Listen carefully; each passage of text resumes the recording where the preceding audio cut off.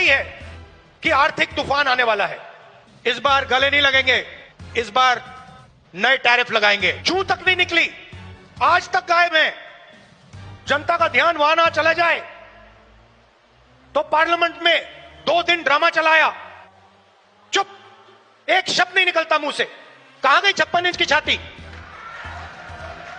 BJP ने लोकसभा में वक्फ bill pass किया। वक्फ बिल फ्रीडम ऑफ रिलीजन पर आक्रमण है। सिख भाई हैं, आपके पास भी आएंगे, तो आप ये मत सोचिए कि ये आप पर आक्रमण नहीं है। और ये एंटी कॉन्स्टिट्यूशन है और anti freedom of religion act है, और ये देश के सब लोगों को मालूम होना चाहिए। उनके मंदिर में जाने के बाद बीजेपी के नेताओं ने मंदिर को साफ करवाया, धुलवाया। आरएसएस ने रामलीला मैदान में इस कॉन्स्टिट्यूशन को जलाया था। सालों के लिए आरएसएस ने तिरंगा को सलूट नहीं मारा था। पहले नरेंद्र मोदी अमेरिका गए, याद है आपको, गले लगे थे, याद है? इस बार गले लगने वाली फोटो देखी आपने? देखी? कहां गायब हो गई? राष्ट्रपति ट्रंप ने ऑर्डर दिया, जिनको मोदी जी अपने मित्र कहते हैं, ऑर्डर दिया, सुनो, इस बार गले नहीं लगेंगे, इस बार नए टैरिफ लगाएंगे। जू तक नहीं निकली, आज तक गायब है। जनता का ध्यान वहां ना चला जाए तो पार्लियामेंट में 2 दिन ड्रामा चलाया। मगर सच्चाई है कि आर्थिक तूफान आने वाला है। कोविड आया था, नरेंद्र मोदी जी ने थाली बजवाई, मोबाइल फोन की लाइट दिखवाई। अब आर्थिक तूफान आ रहा है, सामने है, करोड़ों लोगों को नुकसान होगा। 50 साल से सबसे ज्यादा बेरोजगारी आज है। कहां गए नरेंद्र मोदी? कहां छुप गए हैं?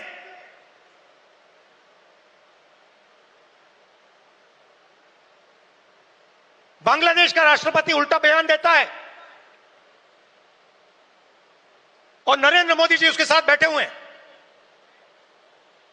चुप, एक शब्द नहीं निकलता मुंह से। कहां गई 56 इंच की छाती?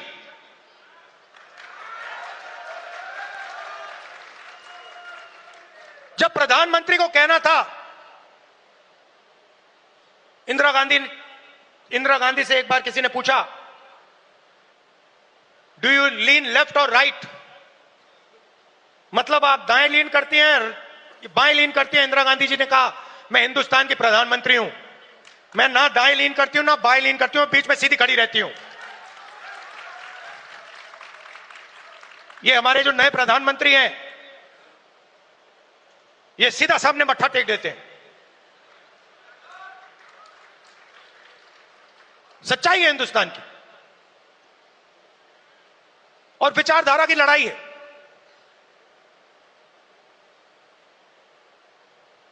आप लोग हो सेना, बब्बर शेर। किसी ने कहा राहुल गांधी भारत जोड़ो यात्रा में चला। मैं आपसे सवाल पूछना चाहता हूं, क्या आपके बिना राहुल गांधी भारत जोड़ो यात्रा में चल सकता था क्या?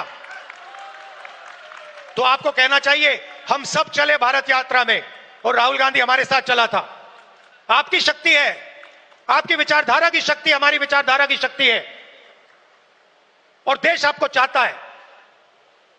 देश तंग आ गया है। आप देखना, बिहार के चुनाव में देखना, महाराष्ट्र के लोगों से पूछिए, आपको बताएंगे बीजेपी ने महाराष्ट्र में चुनाव कैसे जीता है। वो आपको बता देंगे किस प्रकार से जीता है। इलेक्शन कमीशन से हमने वोटर लिस्ट, महाराष्ट्र की वोटर लिस्ट हम पूछ पूछ के थक गए। आज तक इलेक्शन कमीशन हमें महाराष्ट्र की वोटर लिस्ट नहीं दे पा रहा है। ये सच्चाई है। मगर आने वाले समय में यहां पे बदलाव आने वाला है। लोगों का मूड दिख रहा है। तो विचारधारा की लड़ाई है, आपकी विचारधारा है, गांधी जी की विचारधारा है। क्या फर्क है इसमें और आरएसएस की विचारधारा में? सबसे पहले ये कॉन्स्टिट्यूशन जो है ये हमारी विचारधारा है।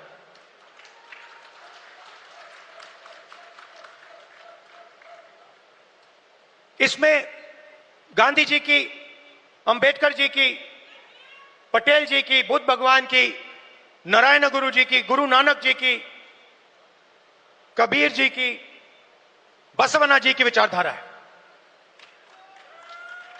यह 70 साल पुराना डॉक्यूमेंट नहीं है, यह हजारों साल पुरानी सोच है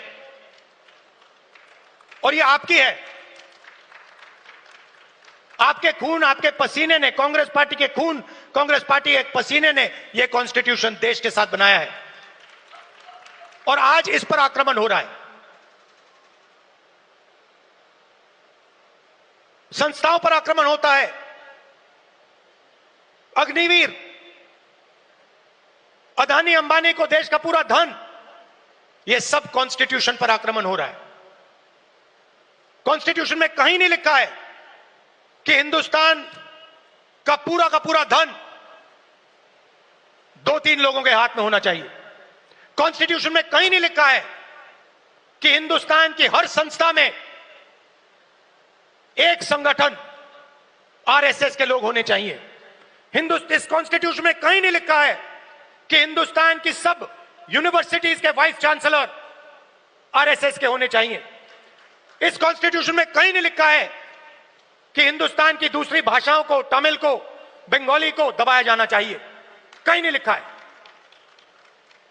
मगर आरएसएस और बीजेपी रोज इस कॉन्स्टिट्यूशन पर आक्रमण कर रहे हैं और इनको सिर्फ कांग्रेस पार्टी रोक सकती है, बाकी पार्टियां नहीं रोक सकती हैं। आप देखना, क्योंकि यह विचारधारा की लड़ाई है। जिस पार्टी के पास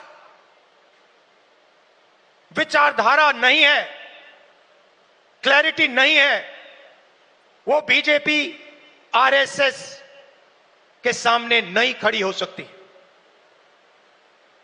जिस पार्टी के पास विचारधारा है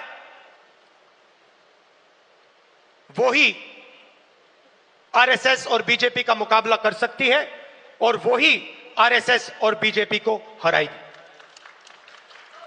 और आजादी से पहले एक बात याद रखिए, भूलिए मत, आजादी में हम सिर्फ अंग्रेजों से नहीं लड़े थे।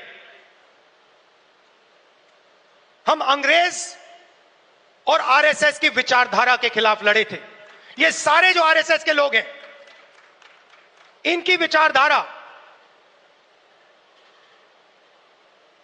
फ्रीडम स्ट्रगल की विचारधारा नहीं है। जिस दिन कॉन्स्टिट्यूशन लागू हुआ था, जिस दिन यह किताब लिखी गई थी, उस दिन इस कॉन्स्टिट्यूशन के खिलाफ आरएसएस ने रामलीला मैदान में इस कॉन्स्टिट्यूशन को जलाया था। सालों के लिए इस कॉन्स्टिट्यूशन में लिखा है कि हमारे देश का जो झंडा है वो तिरंगा होगा। सालों के लिए आरएसएस ने तिरंगा को सलूट नहीं मारा था। यह सच है। आज जो भी कहें, उनकी विचारधारा कॉन्स्टिट्यूशन के खिलाफ है। वो लोकतंत्र को खत्म करना चाहते हैं। वो हिंदुस्तान की सारी संस्थाओं को कंट्रोल करना चाहते हैं और अंबानी, अदानी को हिंदुस्तान का पूरा धन पकड़ाना चाहते हैं। और हमारी विचारधारा कहती है कि यह देश हर जात का, हर धर्म का है, हर भाषा का है इस देश की संस्थाएं, इस देश के इंस्टीट्यूशंस किसी एक संगठन के नहीं हैं, कांग्रेस पार्टी के नहीं हैं, इस देश की जनता के हैं। और इस देश की जनता को उन इंस्टीट्यूशन पर कंट्रोल होना चाहिए। यह लड़ाई चल रही है। कुछ दिन पहले बीजेपी ने लोकसभा में वक्फ बिल पास किया। वक्फ बिल फ्रीडम ऑफ रिलीजन पर आक्रमण है, कॉन्स्टिट्यूशन पर आक्रमण है। एकदम ऑब्जर्वर न्यूज़पेपर, उनका जो न्यूज़पेपर है, ऑर्गेनाइजर, सॉरी ऑब्जर्वर नहीं, ऑर्गेनाइजर में लिखते हैं कि अब जो क्रिश्चियन कम्युनिटी है उनकी जमीन पर हम आक्रमण करने जा रहे हैं।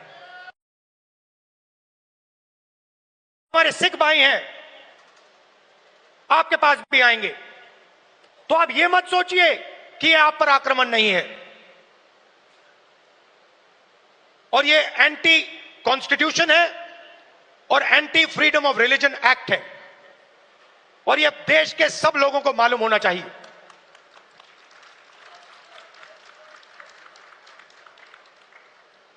तो हम चाहते हैं कि हर कम्युनिटी, हर धर्म, हर भाषा को इस देश में इज्जत मिले, रिस्पेक्ट मिले, जगह मिले। हम चाहते हैं कि यह देश सब लोगों का हो और हर धर्म, हर जात, हर भाषा को इस देश से फायदा मिले। यहां पीछे जूली जी हैं, कहां हैं आप? जूली जी कहां हैं? जूली जी टिकाराम जूली जी कहां है भाई? हाँ, जूली बुलाइए उनको। अच्छा, टिकाराम जूली हमारे सीएलपी हैं, राजस्थान के, दलित हैं, मंदिर गए थे। उनके मंदिर में जाने के बाद बीजेपी के नेताओं ने मंदिर को साफ करवाया, धुलवाया। और वो अपने आप को हिंदू कहते हैं। एक दलित व्यक्ति को मंदिर में जाने का अधिकार नहीं देते हैं और जब जाता है तो फिर मंदिर को धुलवाते हैं। ये हमारा धर्म नहीं है, ये हमारा धर्म नहीं है। हम भी अपने आप को हिंदू कहलाते हैं, मगर ये हमारा धर्म नहीं है। हमारा धर्म वो है जो हर व्यक्ति का आदर करता है, हर व्यक्ति को रिस्पेक्ट देता है। खबरों में बने रहने के लिए फोरम 4 को सब्सक्राइब करें और नोटिफिकेशन पाने के लिए बेल आइकन दबाएं।